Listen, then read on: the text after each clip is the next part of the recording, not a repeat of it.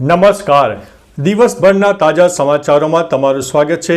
તમારી સાથે હું છું પિનલગીરી ગોસ્વામી. સમાચારો વિસ્તારથી જાણીએ એ પહેલા મહત્વના સમાચારો ઉપર એક નજર. અમદાવાદ એરપોર્ટ ઉપર ગોલ્ડ સ્મગલિંગનો નવો કિમિયો સામે આવ્યો છે. ભરૂચમાં આદિ કર્મયોગી અભિયાનની શરૂઆત. ઇથેનોલ ઉત્પાદન પરની મર્યાદા હટાવાઈ, આ ઉદ્યોગને મળશે મોટો ફાયદો. સુરતથી ઉત્તર ભારત તરફ જતી ટ્રેનો અત્યારે હાઉસફુલ જોવા મળી. પંજાબની વહારે બોલિવૂડ સ્ટાર આવ્યો છે. બોલ મારી અંબે જય જય અંબેના નાદ સાથે અંબાજી ગુંજી ઉઠ્યો. પૂર્વ ધારાસભ્યે રમણલાલ વોરા સામે કાર્યવાહીની માગ કરી. મરાઠા અનામત આંદોલન નેતાને આપવામાં આવી છે નોટિસ.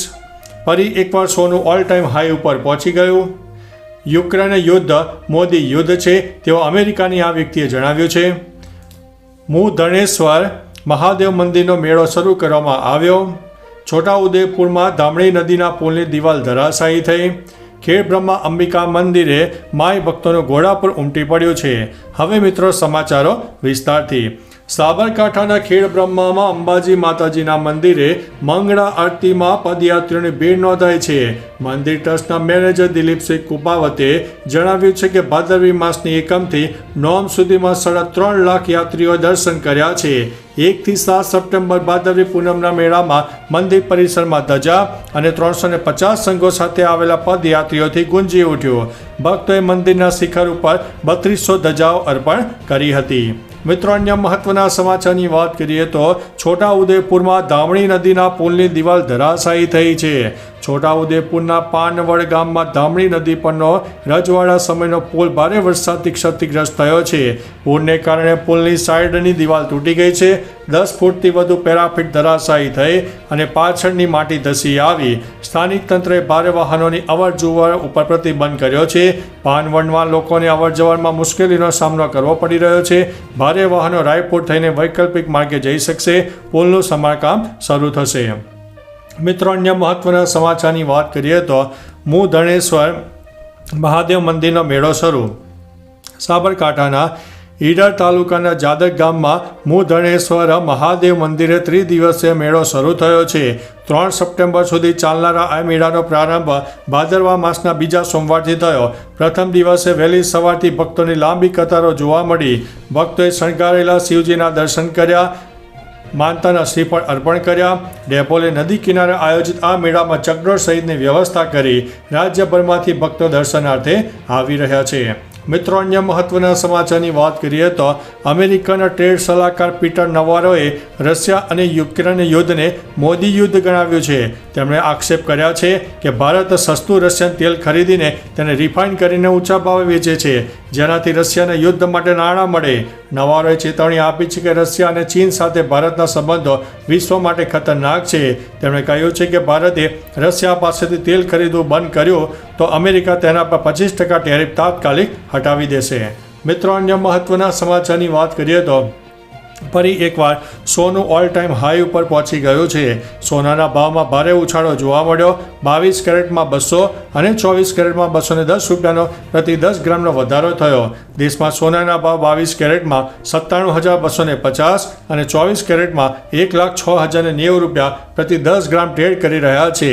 જ્યારે દેશમાં ચાંદી 100 રૂપિયાના વધારા સાથે 1,36,100 રૂપિયા પ્રતિ કિલો ટ્રેડ કરી રહ્યું છે. મિત્રો, અન્ય મહત્વના સમાચારની વાત કરીએ તો મરાઠા અનામત આંદોલન નેતાઓને નોટિસ. બોમ્બે હાઈકોર્ટના આદેશ પછી મુંબઈ પોલીસે મરાઠા અનામત આંદોલનના નેતા મનોજ જરંગે પાટીલને નોટિસ આપી છે.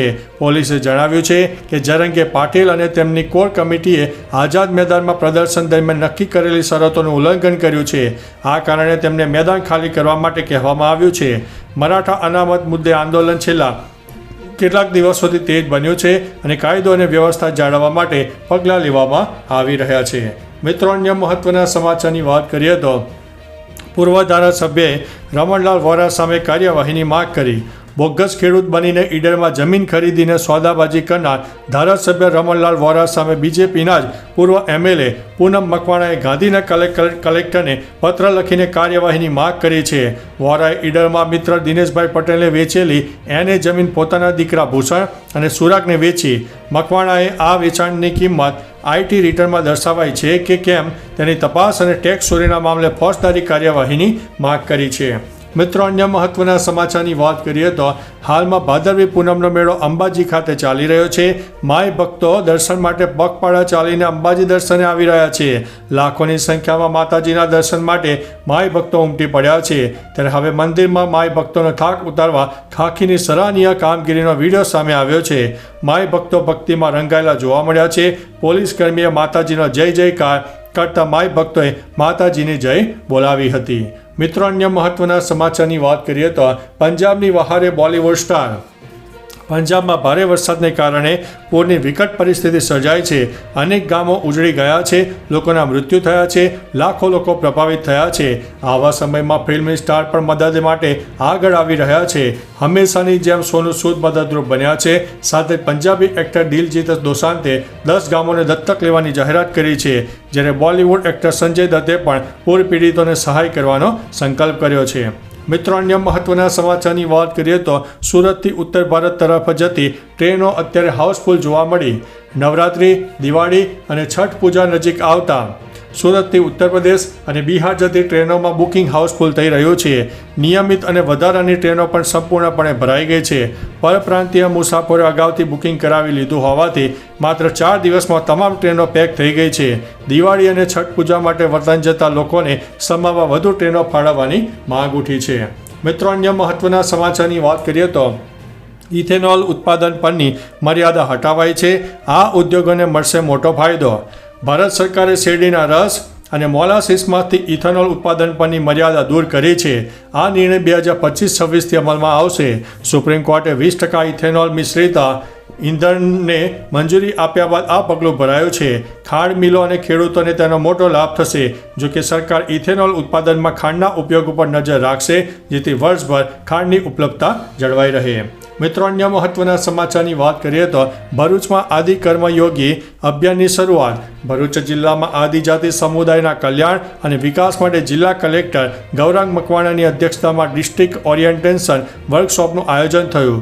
આદિ કર્મયોગી અભિયાન હેઠળ લાઇન ડિપાર્ટમેન્ટના અધિકારીઓ માટે આયોજિત આ વર્કશોપનો હેતુ સરકારી યોજનાઓ આદિજાતિ સમુદાય સુધી પહોંચાડવા, સેવાઓની ગુણવત્તા સુધારવા અને ગ્રામ્ય સ્તરે વિકાસને નવી દિશા આપવાનો છે. મિત્રો, અન્ય મહત્વના સમાચારની વાત કરીએ તો અમદાવાદ એરપોર્ટ ઉપર ગોલ્ડ સ્મગલિંગનો નવો કિમિયો સામે આવ્યો છે. અમદાવાદ એરપોર્ટ પર કસ્ટમ વિભાગે દુબઈથી આવેલી ફ્લાઇટમાંથી 2.65 કિલોગ્રામ સોનું જપ્ત કર્યું છે. સોનાની પેસ્ટ મોજામાં છુપાવી લાવવાનો પ્રયાસ નિષ્ફળ થયો છે. 2.56 કરોડના સોનાના કાળા ધંધાનો પર્દાફાશ થયો છે. આ કેસમાં એક પુરુષ અને 2 મહિલાઓ સહિત 3 શખ્સોની ધરપકડ કરવામાં આવી છે. કસ્ટમ વિભાગે આ કાર્યવાહી દરમિયાન સોનાની ગેરકાયદેસર હેરાફેરીને અટકાવી છે. તો ચાલો મિત્રો, ફરીથી દેશ અને દુનિયાના સુપરફાસ્ટ સમાચાર લઈને મળતા રહીશો. ત્યાં સુધી અમને રજા આપશો. નમસ્તે.